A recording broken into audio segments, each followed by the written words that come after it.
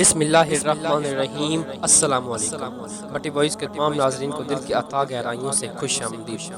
حضرت امیر معاویہ کی وفات کے بعد آپ کے بیٹے یزید کو خلافت مل گئی۔ یزید بہت برا شیطان تھا، زانی تھا اور بدبخت تھا۔ جب خلافت یزید کو ملی تو یزید سمجھ گیا کہ حضرت امام حسین علیہ السلام اس کی خلافت کو کبھی تسلیم نہیں کریں گے۔ اس لیے یزید نے مدینہ کے گورنر ولید بن عقبہ کو خط لکھا کہ حسین بن علی اور ابن عبداللہ اور ابن زبیر سے میری بیعت کروانا، اور اگر یہ حکم نہ مانے تو ان پر ظلم و ستم کرنا۔ امام حسین علیہ السلام نے یزید کو بیعت سے انکار کر دیا، کیونکہ آپ جانتے تھے کہ یزید مسلمانوں کی خلافت کے خلاف اور شرابی اور زانی تھا۔ امام حسین علیہ السلام مدینہ چھوڑ کر مکہ تشریف لے گئے، اور وہاں آپ کو کوفیوں کی طرف سے خط آنے لگے کہ امام حسین علیہ السلام آپ کوفہ تشریف لے آئے، کیونکہ یہاں یزید کا ظلم و ستم بڑھتا چلا جا رہا ہے۔ ہم آپ کی ہی بیعت کریں گے، یزید کے نہیں کریں گے۔ کہ آپ نے اپنے بھائی مسلم بن عقیل کو کوفہ کی طرف بھیجا اور فرمایا کہ کوفہ کے حالات کا پتہ کر کے آؤ، اور پھر وہ کوفہ تشریف لے گئے۔ تو جب وہ کوفہ پہنچے تو ان کے ہاتھ پر 18,000 لوگوں نے بیعت کی، اور آپ نے امام حسین علیہ السلام کو واپس خط لکھا کہ آپ کوفہ تشریف لے آئے، اور کوفہ کے حالات اب بہتر ہو گئے ہیں۔ پھر جب یزید کو پتہ چلا تو اس نے ان لوگوں کو دھمکیاں دی، اور وہ اپنی بات سے پھر گئے، اور یزید نے مسلم بن عقیل کو شہید کر دیا۔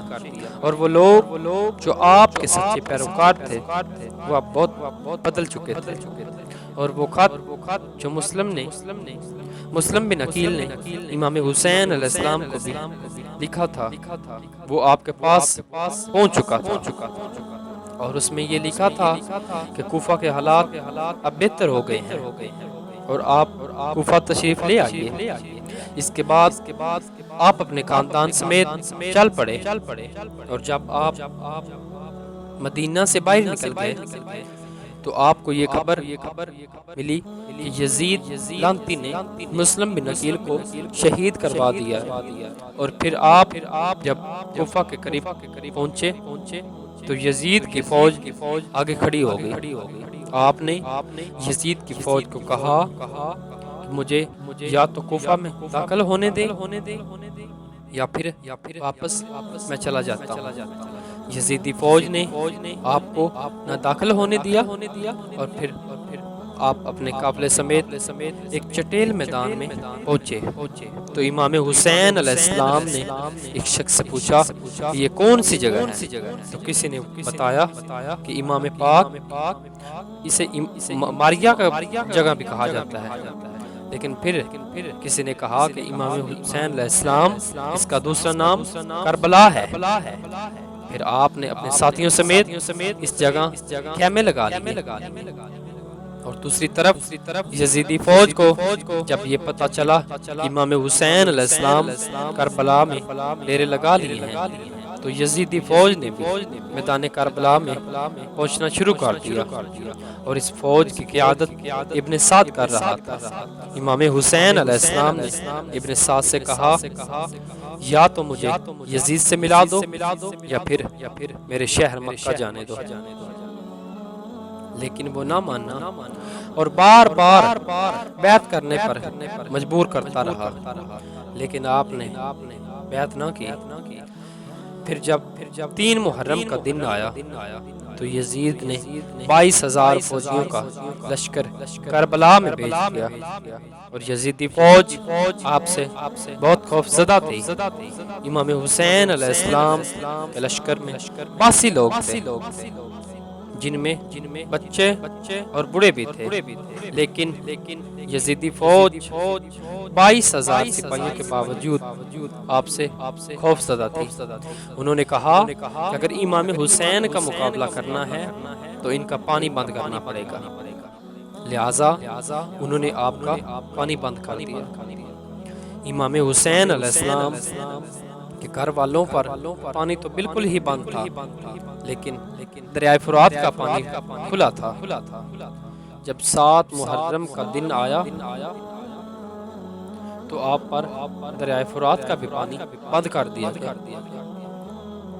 اور 9 محرم والے دن بھی آپ کا دریائے فرات پر پانی بند کر دیا گیا، اور یزید نے آپ کو شہید کرنے کا اعلان کر دیا۔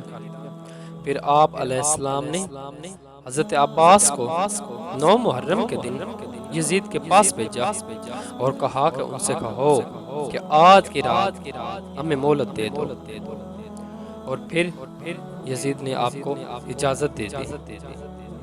تو آپ علیہ السلام نے اپنے سارے خیموں والوں کو اکٹھا کیا اور کہا کہ آج کی رات آخری رات ہے، کیونکہ آپ کو پتہ تھا کہ ان کا ارادہ شہید کرنے کا تھا۔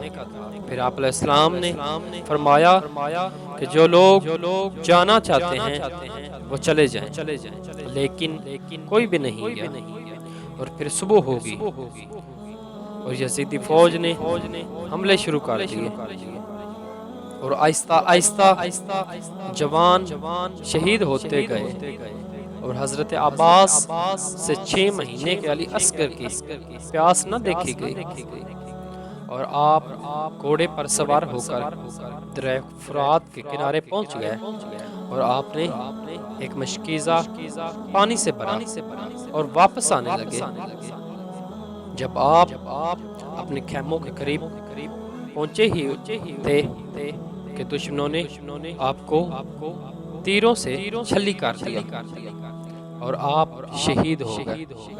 اس کے بعد سارے جوان شہید ہوتے گئے، اور حضرت امام حسین علیہ السلام میدان کربلا میں اترے، اور پھر ابن سعد نے دیکھا کہ ہم امام حسین علیہ السلام کا مقابلہ نہیں کر سکتے، تو اس نے ساری فوج کے ساتھ اکٹھا حملہ کیا، اور پھر عصر کی نماز کا وقت تھا کہ آپ نماز پڑھ رہے تھے کہ شمر آیا، اور اس نے آپ کا سر قلم کر دیا، اور آپ علیہ السلام کے سر مبارک کو کوفہ کے بازاروں میں گھمایا، اور آپ کے گھر والوں میں سے صرف حضرت امام زین العابدین یعنی حضرت سجاد بچے، اور اب یزید رات کے ستاروں کی روشنی میں ڈوب گیا، اور امام حسین علیہ السلام صبح کی روشنی میں اجاگر ہو گئے۔ اگر آپ کو ہماری ویڈیو اچھی لگی ہو تو لائک، شیئر، سبسکرائب کیجیے، اور بیل آئیکن کے بٹن کو دبانا مت بھولیے تاکہ محرم اور حرام کی تمام ویڈیو آپ کو پہنچ سکے۔